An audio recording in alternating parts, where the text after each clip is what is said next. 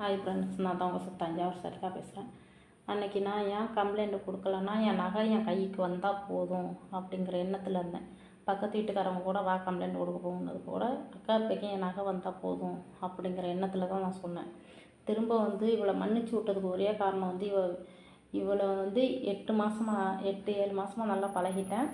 அதை விட்டு இவளுக்கு குழந்தையும் கிடையாது, இவள் லைஃப் வீணாக போகக்கூடாது அப்படிங்கிற ஒரே எண்ணத்தில் தான் நான் இவளை மன்னிச்சு விட்டேன். 3வது காரணம் என்னென்னா, எனக்கு போலீஸ் ஸ்டேஷனுக்கும் வீட்டுக்கும் அலைய முடியாது. நான் இடையில வேலைக்கு போனால் தான் நான் சாப்பிட்லாம், என் பசங்களை பார்த்துக்க முடியலாம். அந்த ஒரு காரணம். 4வது அந்த வீடியோவை நான் எதுக்கு போட்டேன்னா, நான் இப்போ ஃப்ரெண்டு நல்லா பழகிட்டாலன்னு தான் வீட்டுக்கு அழைச்சிட்டு வந்து அந்த 2 பவுன் நகை எடுத்துகிட்டு போனேன். அதே போல் என் ஃப்ரெண்ட்ஸோ யாரும் இன்ஸ்டாவில் பழகிறவங்கள வீட்டுக்கு அழைச்சிட்டு போகக்கூடாது. அதுக்காக நீங்கள் நம்பினா போதும், அவனா திருடிட்டு இல்லைங்கிறா, கடவுள் ஒரு நாள் தண்டனை கொடுக்கும்.